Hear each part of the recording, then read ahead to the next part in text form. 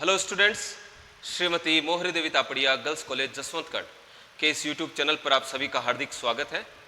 हम पढ़ रहे हैं कॉरपोरेट अकाउंटिंग और इसके अंतर्गत हम पढ़ रहे हैं वैल्यूएशन ऑफ गुडविल, ख्याति का मूल्यांकन।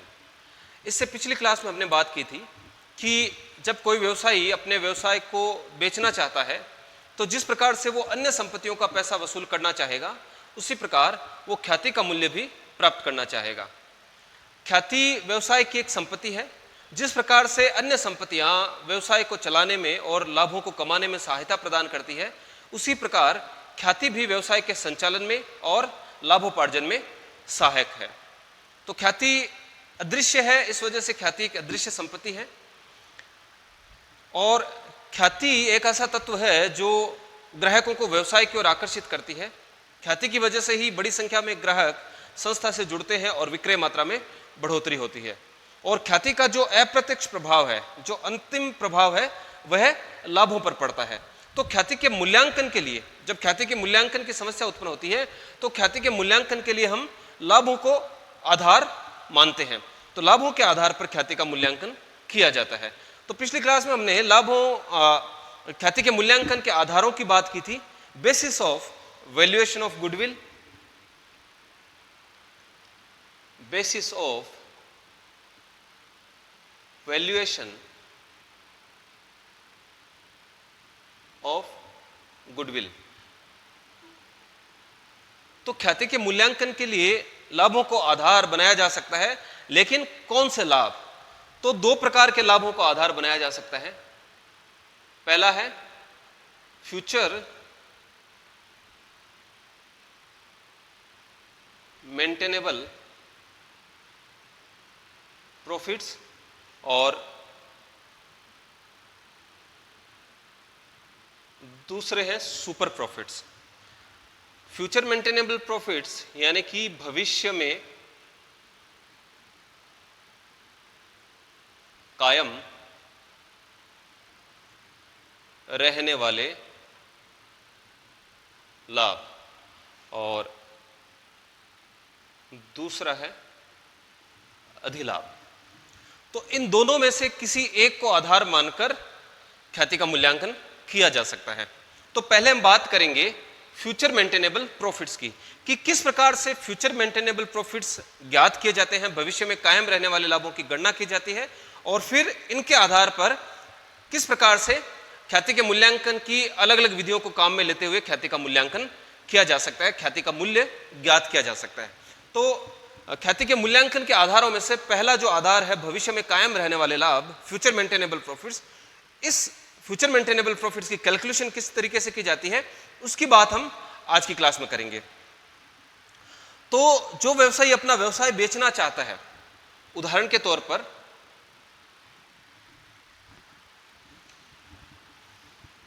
तौर पर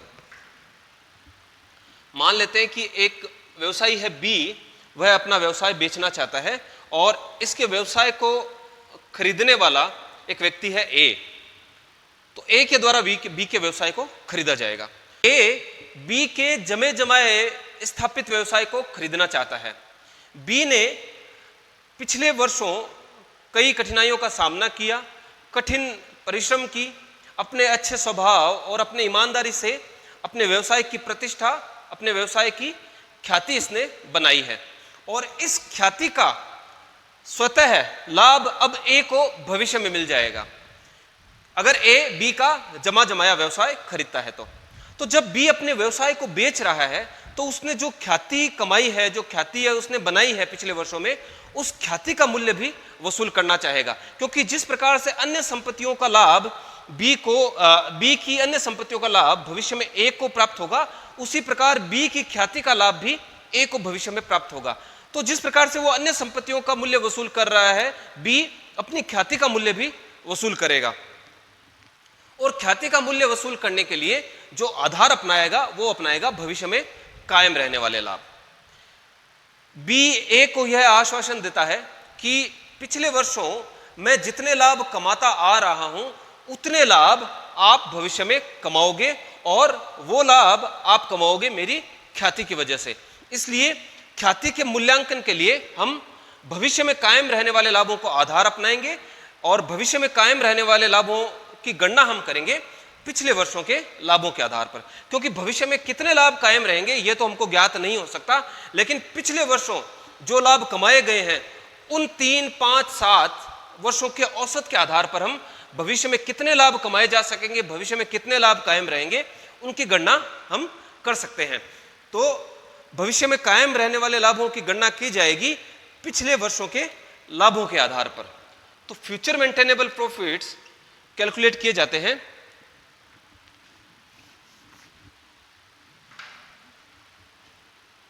पिछले वर्षों के लाभों के आधार पर, और इसमें 3, 5, 7 वर्षों को आधार। भविष्य में कायम रहने वाले लाभ, यानी कि भविष्य में कितने लाभ कमाए जा सकेंगे उसके संबंध में अनुमान लगाया जाना है, और यह अनुमान लगाने के लिए हम पिछले वर्षों के लाभों के आधार पर यह अनुमान लगाएंगे। यानी भूतकाल में कितने लाभ कमाए जा रहे थे और उनके आधार पर यह हम एक अनुमान लगा सकते हैं कि भविष्य में कितने लाभ कमाए जाएंगे। 3, 5, 7 वर्षों के लाभ लिए जाएंगे और यह देखा जाएगा कि इन वर्षों में कहीं कोई त्रुटियां तो नहीं की गई। अगर इन वर्षों के लाभों की गणना करते समय अगर कोई गलतियां की गई हैं तो उन गलतियों को ठीक करके समायोजित लाभ ज्ञात किया जाता है।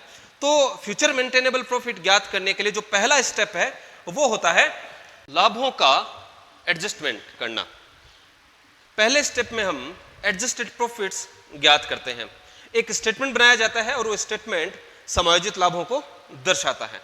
तो जो हमको लाभ दिए गए हैं पिछले वर्षों के, वो हम नेट प्रॉफिट बिफोर टैक्स लेते हैं, यानी कि कर लगाने से पहले के शुद्ध लाभ हम लेंगे और उनमें फिर हम समायोजन पढ़ेंगे। आवश्यकता पड़ने पर कुछ राशियां जोड़ी जाती हैं और कुछ राशियां घटाई जाती हैं, और कुछ राशियों को जोड़कर और कुछ राशियों को घटाकर हम एडजस्टेड प्रॉफिट समायोजित लाभ ज्ञात करते हैं पिछले वर्षों के संबंध में।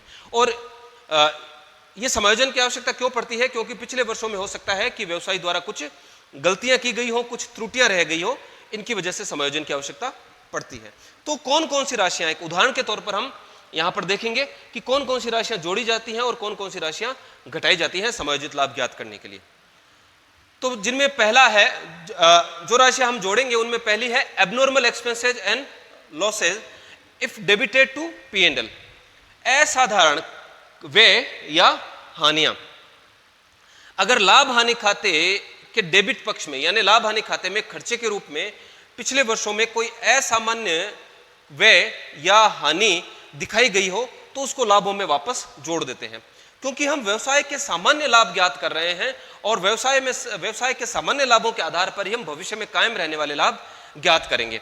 तो अगर कोई असामान्य खर्चा या असामान्य हानि अगर व्यवसाय के लाभों में से घटाई गई है, इसका प्रभाव यह पड़ेगा कि पिछले वर्ष व्यवसाय के लाभ कम दर्शाए गए हैं। तो अगर कोई असामान्य व्यय या असामान्य हानि लाभ हानि खाते में दिखाकर लाभों को कम किया गया है तो हम उस असामान्य खर्च या हानि को वापस जोड़कर व्यवसाय के सामान्य लाभ ज्ञात करेंगे। इसलिए अगर पिछले वर्षों के लाभों में कोई एबनॉर्मल एक्सपेंसेज और लॉसेज अगर लाभ हानि खाते में डेबिट किए गए हैं तो उनको वापस जोड़कर समायोजित लाभ ज्ञात किए जाते हैं। दूसरा है increase in value of current assets. Current assets यानी कि डेटर्स, स्टॉक आदि। तो अगर जब पिछले वर्षों के लाभ हम देख रहे हैं तो हमको पता चलता है कि उस वर्ष के करंट एसेट्स में कोई बढ़ोतरी हुई है तो हम व्यवसाय के लाभों में भी बढ़ोतरी करेंगे। जितनी वृद्धि हुई है चालू संपत्तियों में, उस वृद्धि की राशि को हम लाभों में जोड़कर समायोजित लाभ ज्ञात करते हैं। उदाहरण के लिए अगर मान लीजिए कि डेटर्स में बढ़ोतरी हुई है तो डेटर्स में, देनदारों में बढ़ोतरी होने का मतलब हो गया कि उधार बिक्री में बढ़ोतरी, और बिक्री दिखाई जाती है ट्रेडिंग अकाउंट में। ट्रेडिंग अकाउंट के क्रेडिट साइड में सेल्स दिखाई जाती है और बिक्री में बढ़ोतरी का सीधा प्रभाव पड़ता है ग्रॉस प्रॉफिट पर। तो अगर डेटर्स में बढ़ोतरी होती है यानी कि करंट एसेट्स में बढ़ोतरी हुई है तो इसकी वजह से सेल्स में बढ़ोतरी होगी और सेल्स में बढ़ोतरी होने से लाभों में बढ़ोतरी होती है। और इसी प्रकार अगर उदाहरण ले स्टॉक का, तो अगर स्टॉक में बढ़ोतरी हुई है, इंक्रीज हुआ है स्टॉक में, तो स्टॉक को दिखाया जाता है ट्रेडिंग अकाउंट के क्रेडिट साइड में, और अगर स्टॉक में यानी कि क्लोजिंग स्टॉक में बढ़ोतरी होती है तो ग्रोस प्रॉफिट में भी बढ़ोतरी होती है। तो करंट एसेट्स में इंक्रीज होने का जो प्रभाव है वो प्रभाव पड़ता है लाभों पर। अगर चालू संपत्तियों में वृद्धि होती है तो लाभों में भी वृद्धि होती है। तो जिस वर्ष के लाभ हम देख रहे हैं उस वर्ष अगर चालू संपत्तियों में वृद्धि हुई है तो वृद्धि की राशि को हम लाभों में जोड़ देते हैं और फिर समायोजित लाभ ज्ञात करते हैं। तीसरा है decrease in value of current liabilities. Current liabilities में अगर हम उदाहरण उदाहरण लेंगे हम क्रेडिटर्स का। क्रेडिटर्स जिनसे हम उधार माल क्रय करते हैं। तो डिक्रीज, अगर करंट लायबिलिटीज में कमी आती है तो इसका प्रभाव पड़ता है कि लाभों में बढ़ोतरी होती है। उदाहरण के तौर पर अगर क्रेडिटर्स कम होते हैं इसका मतलब परचेज कम हुआ है। तो अगर क्रेडिटर्स कम हो जाते हैं तो परचेज में भी कमी आती है और परचेज में कमी आने से सीधा प्रभाव पड़ता है लाभों पर। परचेज दिखाया जाता है ट्रेडिंग अकाउंट के डेबिट साइड में, जो कि एक खर्चे की एक मद के रूप में दिखाया जाता है। तो अगर परचेज में कमी होती है तो अप्रत्यक्ष रूप से खर्चे की एक मद में कमी होती है और खर्चे में कमी होने की वजह से ग्रोस प्रॉफिट में बढ़ोतरी होती है। तो अगर परचेज कम दिखाया जाता है ट्रेडिंग अकाउंट में तो उससे उसका प्रभाव पड़ेगा कि सकल लाभ में ग्रोस प्रॉफिट में बढ़ोतरी होगी।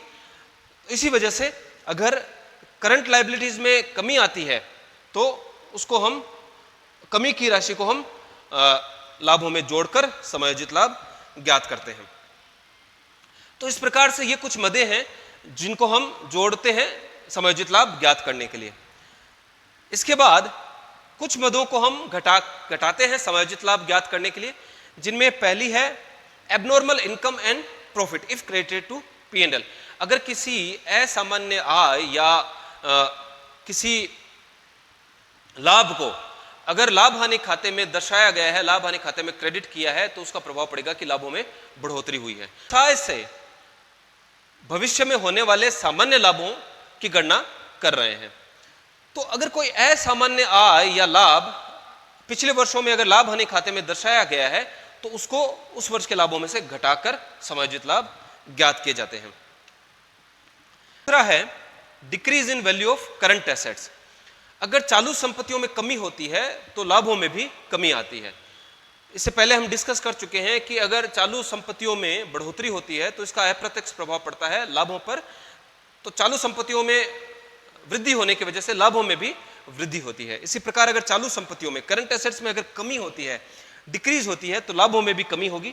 तो जितनी राशि की कमी हुई है चालू संपत्तियों में उतनी राशि से हम लाभों को घटा देंगे और समायोजित लाभ ज्ञात करेंगे। तीसरा है increase in value of current liabilities. अगर करंट लायबिलिटीज में बढ़ोतरी होती है तो लाभों में कमी होती है।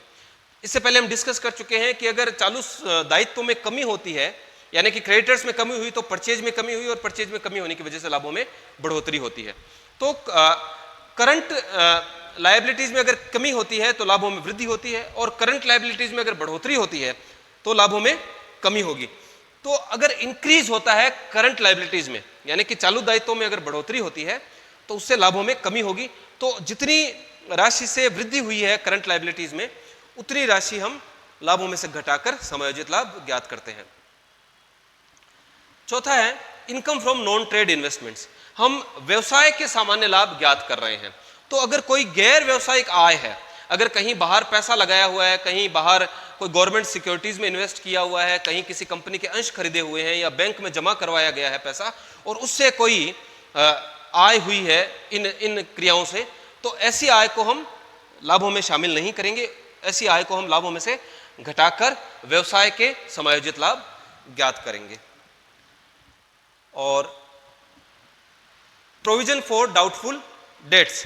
अगर पिछले वर्षों जो डूबत या संदिग्ध ऋण है उनके लिए अगर कोई आयोजन नहीं किया गया है तो फिर वह आयोजन करके हम समायोजित लाभ ज्ञात करेंगे। अगर गलती की वजह से अगर प्रावधान नहीं किया गया है संदिग्ध ऋण या डूबत ऋणों के संबंध में तो फिर हम ऐसा प्रावधान करने के बाद में समायोजित लाभ ज्ञात करेंगे। इनके अलावा कई बार अगर ओपनिंग स्टॉक या क्लोजिंग स्टॉक में से इनका अगर कोई ओवर वैल्यूएशन हो जाता है या अंडर वैल्यूएशन होता है, अगर हमने ओपनिंग स्टॉक या क्लोजिंग स्टॉक को पिछले वर्षों में ज़्यादा दिखा दिया गया वास्तविक मूल्य से या फिर कम दिखाया है, तो इसका प्रभाव भी लाभों पर पड़ता है और उसके संबंध में भी हमको एडजस्टमेंट करना होता है। इसी प्रकार अगर मान लीजिए कि कोई रिपेयर्स एंड मेंटेनेंस का खर्चा था और ऐसे खर्चे को लाभ हानि खाते में डेबिट न करने के बजाय संपत्ति की लागत में शामिल कर लिया गया, तो रिपेयर एंड मेंटेनेंस के खर्चे को अगर पूंजीगत कर लिया गया, अगर उसको संपत्ति की लागत में शामिल कर लिया गया, तो उसका प्रभाव यह पड़ेगा कि जो मूल्यह्रास लगाया गया है पिछले वर्ष, जो डेप्रिसिएशन लगाया गया है, वो ज्यादा लगाया जाएगा। तो ऐसी स्थिति में जब ऐसी गलती कर दी जाती है कि रिपेयर एंड मेंटेनेंस को खर्चा न दिखाकर संपत्ति की लागत में जोड़ दिया जाता है, तो इसका प्रभाव यह पड़ता है कि जो डेप्रिसिएशन दिखाया गया है वो डेप्रिसिएशन ज्यादा दिखाया गया है। तो जितना डेप्रिसिएशन रिपेयर एंड मेंटेनेंस की राशि पर लगाकर लाभ हानि खाते में ज्यादा दिखाया गया है, उतने डेप्रिसिएशन को हम लाभों में वापस जोड़ेंगे और रिपेयर एंड मेंटेनेंस के खर्चे को, जिसको लाभ हानि खाते में डेबिट करके लाभों में से घटाया जाना चाहिए था, उस खर्चे को हम घटाकर समायोजित लाभ ज्ञात करेंगे। तो इस प्रकार से पिछले वर्षों हो सकता है कि व्यवसाय के द्वारा कुछ गलतियां की गई हो, कुछ त्रुटियां की गई हो और उनकी वजह से जो लाभ हैं वो वास्तविक लाभ नहीं हो, सही लाभ नहीं दर्शाए जा रहे हो। तो पिछले वर्षों के लाभों में समायोजन करके हम पिछले वर्षों के सही शुद्ध समायोजित लाभ ज्ञात करते हैं और इनके आधार पर ही हम फिर भविष्य में कायम रहने वाले लाभों का अनुमान लगाते हैं। तो सबसे पहले हमको क्या करना होगा, जो पिछले वर्ष के पिछले 3, 5 या 7 वर्षों के हमको लाभ दिए गए हैं, उन लाभों में हमको कुछ समायोजन करने पड़ेंगे अगर पिछले वर्षों कोई त्रुटियां की गई हो तो, और उन त्रुटियों के संबंध में समायोजन करने के बाद पिछले वर्षों के जो लाभ हमको ज्ञात होते हैं उन लाभों का औसत लिया जाता है। तो जो दूसरा स्टेप है, दूसरे स्टेप में हम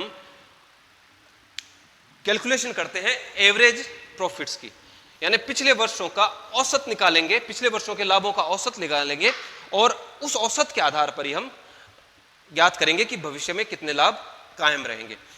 तो दूसरा स्टेप है कैलकुलेशन ऑफ एवरेज प्रॉफिट्स।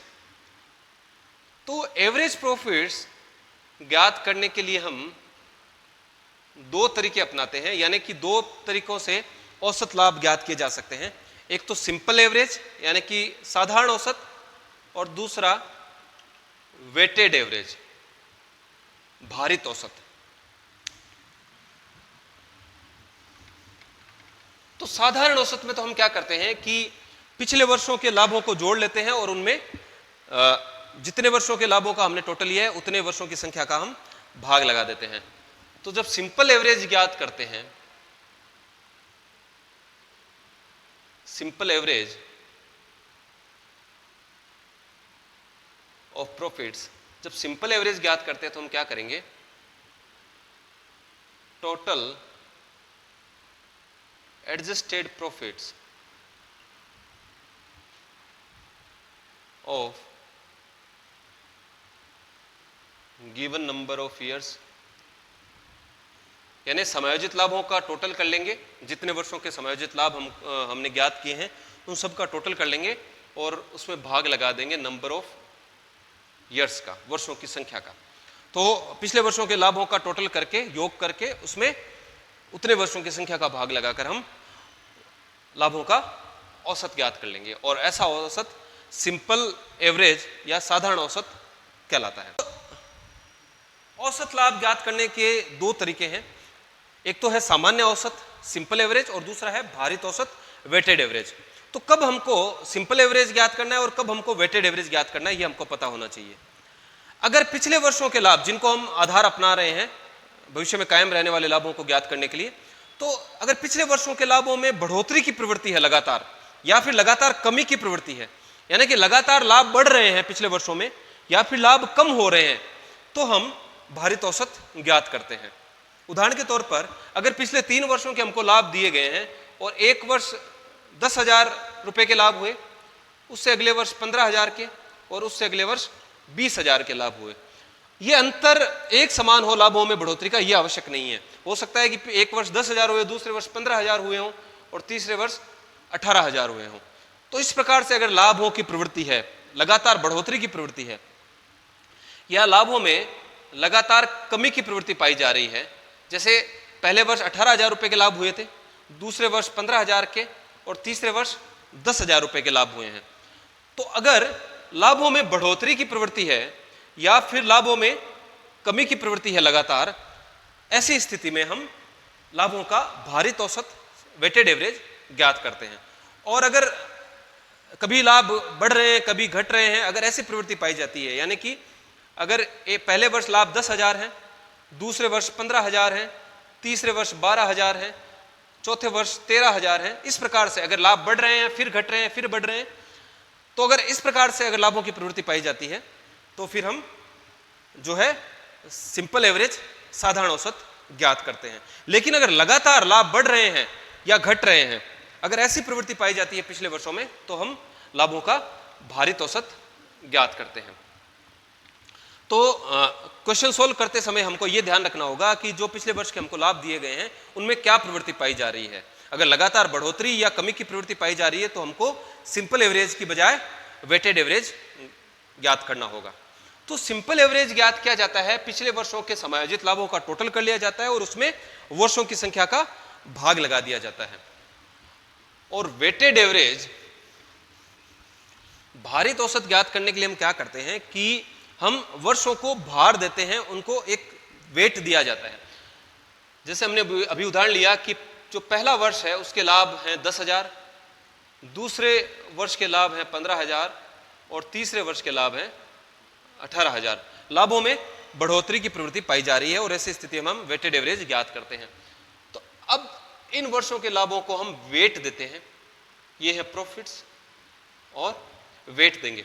तो पहले वर्ष को 1 भार दिया जाएगा, दूसरे वर्ष को 2 भार दिया जाएगा और तीसरे वर्ष को 3 भार दिया जाएगा। और अगर इससे आगे भी अगर हमको लाभ दिए गए हैं वर्षों के, तो चौथे वर्ष को 4 भार दिया जाएगा, पांचवें वर्ष को 5 भार दिया जाएगा। इस प्रकार से हम इन वर्षों को वेट देंगे, भार देंगे, और फिर हम लाभों को भार से गुणा करके वेटेड प्रॉफिट ज्ञात कर लेते हैं, भारित लाभ ज्ञात कर लेते हैं। 10,000 को 1 से गुणा करेंगे 10,000, 15,000 को 2 से गुणा करके 30,000 और 18,000 को 3 से गुणा करके 54,000। इस प्रकार से हम वेटेड प्रॉफिट का टोटल लगा लेंगे और भारों का टोटल लगा लेंगे, और वेटेड प्रॉफिट के टोटल में भारों का जो टोटल होगा उसका भाग लगाकर हम वेटेड एवरेज ज्ञात करेंगे। तो वेटेड एवरेज ज्ञात करने का तरीका है, वेटेड एवरेज ज्ञात करने का तरीका है, वेटेड एवरेज कैसे ज्ञात किया जाएगा? टोटल प्रोडक्ट ऑफ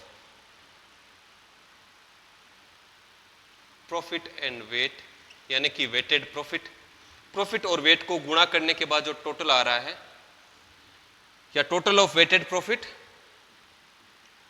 और टोटल ऑफ वेट्स, यानी भारों का योग। जैसे हमने 3 वर्षों के भार लिए थे, तो 1, 2 और 3, इन तीनों का टोटल होता है 6, और 10,000, 30,000 और 54,000, इनका टोटल होता है 94,000। तो अभी जो हमने एक उदाहरण लिया था उसमें जो वेटेड प्रॉफिट है उनका टोटल है 94,000 और जो भार है उनका टोटल है 6। तो 94,000 में 6 का भाग लगाकर हम जो है भारित औसत ज्ञात करेंगे। तो जो दूसरा स्टेप है फ्यूचर मेंटेनेबल प्रॉफिट ज्ञात करने के लिए, वो होता है कि पिछले वर्षों के लाभों में जो हमने समायोजन किया है उसके बाद, पिछले वर्षों के लाभों में समायोजन करने के बाद, अगर समायोजन की आवश्यकता हो तभी समायोजन किया जाता है, नहीं तो पिछले वर्षों के जो लाभ दिए गए हैं वही नेट प्रॉफिट बिफोर टैक्स लिए जाते हैं और उनका टोटल करके हम औसत लाभ, एवरेज प्रॉफिट्स ज्ञात कर लेते हैं। तो अगर समायोजन की आवश्यकता हो तो समायोजन किया जाता है, और अगर समायोजन की आवश्यकता ना हो तो सीधा जो लाभ दिए गए हैं उनके आधार पर ही हम औसत लाभ ज्ञात करते हैं। अगर लाभों में बढ़ोतरी या कमी की प्रवृत्ति है लगातार, तो हम भारित औसत ज्ञात करते हैं, और अगर लाभ कभी बढ़ रहे हैं कभी घट रहे हैं, यानी कि एक कोई निश्चित प्रवृत्ति नहीं देखी जा रही, तो हम साधारण औसत, सिंपल एवरेज ज्ञात करते हैं। औसत लाभ ज्ञात करने के बाद, चाहे भारित औसत विधि से ज्ञात करें या साधारण औसत विधि से ज्ञात करें, तो औसत लाभ ज्ञात करने के बाद में हम तीसरे स्टेप में हम फ्यूचर मेंटेनेबल प्रॉफिट की कैलकुलेशन करते हैं। तो फ्यूचर मेंटेनेबल प्रॉफिट्स की कैलकुलेशन करने के लिए जो औसत लाभ हमने ज्ञात किए हैं, एवरेज प्रॉफिट बिफोर टैक्स, उनमें हम भविष्य के संबंध में कुछ समायोजन करते हैं। तो आवश्यकता पड़ने पर कुछ राशियां जोड़ी जाती हैं और कुछ राशियां घटाई जाती हैं, और ऐसा करने के बाद जो लाभ ज्ञात होते हैं वो भविष्य में कायम रहने वाले लाभ कहलाते हैं। तो एवरेज प्रॉफिट, जो औसत लाभ हमने ज्ञात किए हैं, उसमें हम कुछ मदे जोड़ेंगे, जिनमें से पहली है एक्सपेंसेस दैट विल नॉट इनकर इन फ्यूचर। हो सकता है कि जो पुराना व्यवसाय था उसके कुछ खर्चे हो रहे थे, इस वजह से उसके लाभ कम हो रहे थे, लेकिन जो नया व्यवसाय है उसके ये खर्चे भविष्य में ना होने की संभावना हो, भविष्य में ये खर्चे बंद होने की संभावना हो, तो ऐसे खर्चों की राशि हम जोड़कर लाभों में बढ़ोतरी कर देंगे, लाभों को बढ़ा देंगे। तो जो औसत लाभ हमने ज्ञात किए उनमें ऐसी राशि या ऐसी मद जो भविष्य में अब ऐसा खर्चा जो बंद होने वाला है उसको जोड़ेंगे और जोड़कर भविष्य में कायम रहने वाले लाभ ज्ञात करेंगे। उदाहरण के लिए एक्सपेंसेस दैट विल नॉट इनकर इन फ्यूचर, ऐसा खर्चा जिसके भविष्य में ना होने की संभावना हो। मान लीजिए कि जो पुराना व्यवसाय है वो अपने लेखों के लिए, अपनी अकाउंटिंग के लिए किसी अकाउंटेंट को रखता था और उसको 5,000 रुपये प्रति माह वेतन देता था, लेकिन जो नया व्यवसायी है वो खुद एक अकाउंटेंट है, वो खुद जानकार है कि किस प्रकार से खाता बही रखी जाती है, तो उसको अब भविष्य में उस अकाउंटेंट की आवश्यकता नहीं होगी, तो उसको अकाउंटेंट की आवश्यकता नहीं होगी तो उसको अकाउंटेंट को वेतन भी नहीं देना पड़ेगा। तो जो अकाउंटेंट का, जो लेखाकार था, उसका जो वेतन का खर्चा है वो भविष्य में बंद हो जाएगा, क्योंकि जो नया व्यवसायी है वो खुद ही अब अपने व्यवसाय का लेखा जोखा रखने में सक्षम होगा। तो ऐसा खर्चा भविष्य में नहीं होने की वजह से लाभों में बढ़ोतरी हो जाएगी। तो जो भविष्य में खर्चे बंद होने की संभावना है, ऐसे खर्चे जो भविष्य में नहीं होंगे, उन खर्चों की राशि से लाभों को बढ़ा दिया जाता है। ऐसे खर्चों की राशि औसत लाभों में जोड़कर भविष्य में कायम रहने वाले लाभ ज्ञात किए जाते हैं। दूसरा है income and profit that will arise in future. अगर किसी आय की या किसी लाभ की भविष्य में होने की संभावना हो तो ऐसे इनकम या प्रॉफिट को हम औसत लाभों में जोड़कर भविष्य में कायम रहने वाले लाभ ज्ञात करते हैं। तीसरा है savings in depreciation due to decrease in value of assets due to on revaluation. Saving in depreciation due to decrease in value of assets on revaluation. जब पुराना व्यवसायी अपने व्यवसाय को बेचता है तो उस समय वह अपनी संपत्तियों का पुनर्मूल्यांकन करता है, वह यह देखना चाहता है कि संपत्तियों का वर्तमान मूल्य क्या है। तो अगर पुनर्मूल्यांकन की वजह से अगर संपत्तियों के मूल्य में कमी आती है तो भविष्य में मूल्यह्रास की, डेप्रिसिएशन की बचत होगी, क्योंकि जो पुराना व्यवसायी है वो तो संपत्तियों के पुराने मूल्य पर मूल्यह्रास लगाकर लाभ ज्ञात कर रहा था, लेकिन पुनर्मूल्यांकन की वजह से अगर संपत्तियों के मूल्य में कमी आ गई है तो भविष्य में संपत्तियों का जो घटा हुआ मूल्य है, जो डिक्रीज वैल्यू है, अब उस पर डेप्रिसिएशन लगाया जाएगा जो कि कम होगा।